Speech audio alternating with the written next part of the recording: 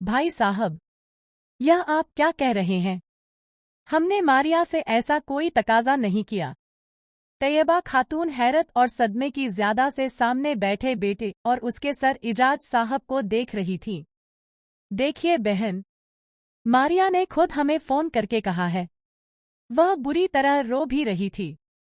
कह रही थी कि अगर हमने उसकी ईदी न भेजी तो ससुराल में उसकी सबकी होगी। सास और जेठानियां ताने देंगी कि उसके मायके से कुछ नहीं आया। तो बहन, मैंने यह मुनासिब समझा कि आपसे सीधे बात कर लूं कि मैं अपनी सब्जी की दुकान से बमुश्किल इतना कमा पाता हूं कि घर की दाल रोटी पूरी कर सकूं। 5 बेटियों का बाप हूं। 2 की शादी बड़ी मुश्किल से की है। मोहल्ले के खैरात देने वाले मदद न करते तो यह भी मेरे लिए मुमकिन न था। बाकी 3 भी शादी की उम्र को पहुंच रही हैं। इस बुढ़ापे में अपना फर्ज भी पूरा कर सकूं तो बड़ी बात है। मैं इस गरीबी में शादीशुदा बेटियों के ससुराल के तकाजे पूरे नहीं कर सकता। आप भले मानुस लोग हैं। उम्मीद है आप मेरी मजबूरी समझेंगे और मायके से ईदी न आने पर मेरी बेटी को बातें नहीं सुनाएंगे। आखिर में उनकी आवाज भर आई और सिर पर रखे रुमाल से आंखें साफ करने लगे और तैयबा खातून सदमे से गूंगी उनकी तसल्ली के लिए एक लफ्ज भी नहीं बोल पा रही थी। लेकिन उस्मान गुस्से से उठा, मारिया को आवाज देता हुआ बाहर निकला और फिर उसे बाजू से पकड़कर अंदर ले आया। मारिया, अब अपने बाबा के सामने जरा सच बोलो कि कब हमने तुमसे ईदी वगैरह का तकाजा किया है और कब भाभी और अम्मी ने तुम्हें ताने दिए हैं। उसने इजाज साहब की वजह से बड़ी मुश्किल से अपने गुस्से को कंट्रोल किया हुआ था, तो दूसरी तरफ मारिया शर्मिंदगी से नजर ही नहीं उठा पा रही थी। मारिया, मैं तुमसे कुछ पूछ रहा हूँ। उस्मान ने बड़ी सख्ती से उसे कंधे से पकड़कर झिंझोड़ा था, जो कि उसका खासा न था। बाबा, मैंने झूठ बोला था। असल में अम्मी भी सना ननद की ईदी की तैयारी कर रही थी और भाभीियों के घर से भी ईदी आई, तो मेरा दिल भी चाहा कि मेरे घर से भी ईदी आए, इसलिए मैंने फोन किया। वह नजरें मिलाए बिना बोल रही थी। लेकिन मारिया, तुम रो रही थी कि ससुराल वाले तुम्हें ताने देते हैं। सादे से बाबा ने उसका बिल्कुल भी भेद न रखा। वह इसलिए कहा था कि आप लोग हर हाल में मेरी बात माने। डरते डरते उस्मान की तरफ देखते हुए बोली थी, बेटा, ये लोग तो पराए थे, कुछ कहते भी तो इतना दुख न होता, लेकिन तुम तो मेरी अपनी बेटी हो, घर के हालात से वाकिफ हो। तुम्हें अपने अपाहिज बाप का ख्याल न आया।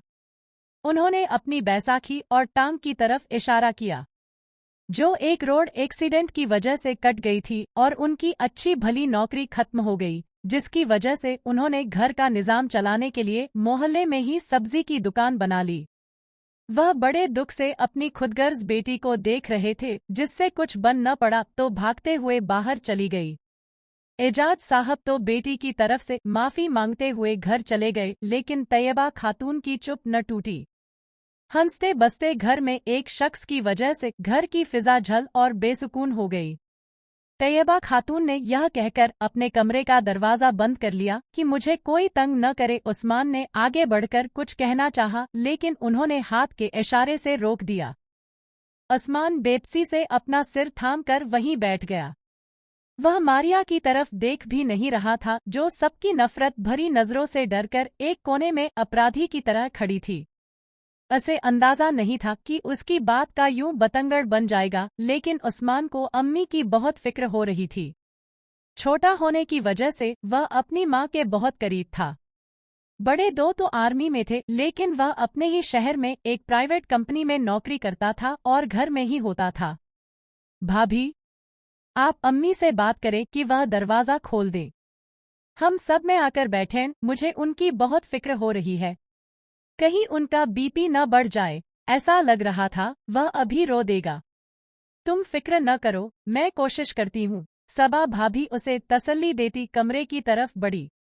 उस्मान ने बच्चों को देखा, जो अपने चाचू को खूब तंग करते थे और घर में उधम मचाए रखते थे। अब सहमे हुए दरवाजे पर नजरें जमाए बैठे थे कि कब उनकी शफीक दादी बाहर आएंगी। और फिर तैयबा खातून बाहर आई, लेकिन उन्होंने जो कुछ कहा उसे उस्मान हिलकर रह गया। वह सब उस वक्त लाउंज में बैठे थे और उनके फैसले से सब ही हैरान थे। हाँ उस्मान, हम सबके लिए यही बेहतर है कि तुम मारिया को लेकर अलग हो जाए। हद से ज्यादा लाल होती आंखों के साथ वह बड़े बेअसर लहजे में बोली। अम्मी, आप मारिया की गलती की सजा मुझे क्यों दे रही हैं? मुझे खुद से जुदा क्यों कर रही हैं? आप जानती हैं, मैं आपके बिना नहीं रह सकता। वह छोटे बच्चों की तरह बात करता उनके कदमों में बैठा था। नहीं बेटा, मैं कौन होती हूँ सजा देने वाली? यह बस अपने बच्चों की भलाई के लिए एक माँ का फैसला है। उन्होंने प्यार से उसके बाल संवारे थे। ईदी देने की रस्म खुदा न खास्ता फर्ज नहीं, बस खुशी मनाने का एक तरीका है। लेकिन उसने दूसरों की देखा देखी ईदी के लिए अपने माँ बाप को कितना मजबूर किया कि वह हमारे पास आकर अपना दुख बयान कर रहे हैं। किसी चीज की ख्वाहिश होना बड़ी बात नहीं, लेकिन उसकी तामील के लिए दूसरों को तकलीफ देना बुरी बात है। अपनों की आसानी के लिए दिल को मारना पड़ता है। उसे अपनी खुदगर्जी में बाप की गरीबी नजर नहीं आई। उसे उनके दुखों का एहसास नहीं जिनके साथ यह 24 साल गुजार के आई है। तो हमारी क्या बनेगी जिनके साथ रहते इसे चंद महीने हुए हैं, और इसे यह भी अंदाजा नहीं कि उसने एक छोटी सी ख्वाहिश की तामील के लिए कितना बड़ा झूठ बोलकर हमारी इज्जत मिट्टी में मिला दी। तुम्हारे अब्बा मरहूम कहते थे कि इज्जत से बड़ी कोई दौलत नहीं होती, और अल्लाह का शुक्र है कि उसने हमें झोली भरकर इस दौलत से नवाजा है। लेकिन क्या हम उसके मायके और जानने वालों में इज्जतदार कहलाएंगे? नहीं ना। वह मारिया की तरफ देखे बिना बात कर रही थी, जो काटो तो बदन में लहू नहीं की तफसीर बने कोने में दुबकी हुई थी। और बेटा, सबसे बड़ी बात, यह लोग अपने रब की तकसीम पर राजी नहीं होते, नसीब से लड़ते हैं, अपनी नज़र बद और अमल बद से दूसरों की खुशियों को खा जाते हैं। इसकी मिसाल तुम्हारे सामने है। उन्होंने उस्मान को देखते हुए सब घरवालों को इशारा किया था, जिनके चेहरों पर उदासी लिखी थी। लेकिन अम्मी, इस बार मारिया को माफ कर दें। वह आगे से ऐसा नहीं करेगी, मैं उसकी गारंटी देता हूँ। वह बहुत परेशान लग रहा था। बेटा, अगर यह यहाँ रही तो मायके वालों और तुम्हारे लिए मुश्किलें पैदा करेगी। उसके इस एक काम से मैंने उसकी फितरत को पहचान लिया है, और फितरत नहीं बदलती। यहाँ रहते हुए उसने सबा और सायरा से मुकाबला करना है। उन्होंने अपनी बेटी और बहू का नाम लिया। इसने हर मामले में अपना और उनका मुकाबला करना है, जो कि मुमकिन नहीं। मैं तुम्हें एक छोटी सी मिसाल देती हूँ। जैसे तुम्हारी हानिया पैदा हुई तो उसके ननिहाल वालों ने उसे सोने का सेट दिया, क्योंकि सबा बहू उनकी इकलौती बेटी है, तो उन्होंने अपनी खुशी से एक कीमती तोहफा दिया है। और अगर मारिया उनसे मुकाबला करते हुए मायके वालों से ईदी मांग सकती है, तो कल बच्चे की पैदाइश पर अपने मायके वालों से ऐसे ही कीमती तोहफे की डिमांड भी कर सकती है। उनकी बात पर मारिया का सिर और झुक गया था, क्योंकि हकीकत में उसके दिल ने यह ख्वाहिश की थी। यह उसकी आदत थी कि जो चीज़ दूसरे के पास होती वही उसे पसंद आती थी। इसी तरह यह तुमसे भी ऐसी ही उम्मीदें रख सकती है, जो तुम्हारी औकात से बढ़कर हों। उस्मान ने बड़ी तीखी नज़रों से मारिया को देखा, जो कब से उसे हनीमून पर ले जाने के लिए उकसा रही थी, जो कि छुट्टी न मिलने की वजह से मुमकिन नहीं था और खर्चों की वजह से भी मुमकिन नहीं था, क्योंकि शादी पर इतना खर्च हो गया था कि अब वह और किसी फिजूल खर्ची का बोझ नहीं उठा सकता था। और मारिया जब भी यह फरमाइश करती सना की मिसाल जरूर देती, जिसकी शादी उसके साथ हुई थी। तो बेटा, जब यह अलग रहेगी तो कम से कम लोगों से अपना मुकाबला करेगी, अपना विश्लेषण करेगी। उसे अपनी गलती का एहसास होगा, और जब तुम्हारा दिल गवाही दे कि मारिया बदल गई है, तो इस घर के दरवाजे तुम्हारे लिए हमेशा खुले हैं। यह तुम्हारे बाबा का घर है, यहाँ तुम्हारा बराबर का हक है। इस बात को एक माँ की सलाह समझ लो, जो तुम्हारी भलाई के लिए है। अम्मी, उसके शर से सबको बचा रही हैं, तो सीधे मुझसे यह क्यों नहीं कहती कि मैं उसे छोड़ दूं, जो अपने हसद से जलील भी करती है और खुशियां भी पीती है। उसने बड़ी शिकायती नज़रों से माँ को देखते हुए कहा था। तैयबा खातून ने मुस्कुराते हुए अपने इस आज्ञाकारी बेटे को देखा था। मैं ऐसा काम क्यों कहूँ जो अल्लाह ताला का नापसंद है? वह तुम्हारी बीवी है, तुम्हारी जिम्मेदारी है। उसकी सुधार का जिम्मा भी हकीकत में तुम्हारा है।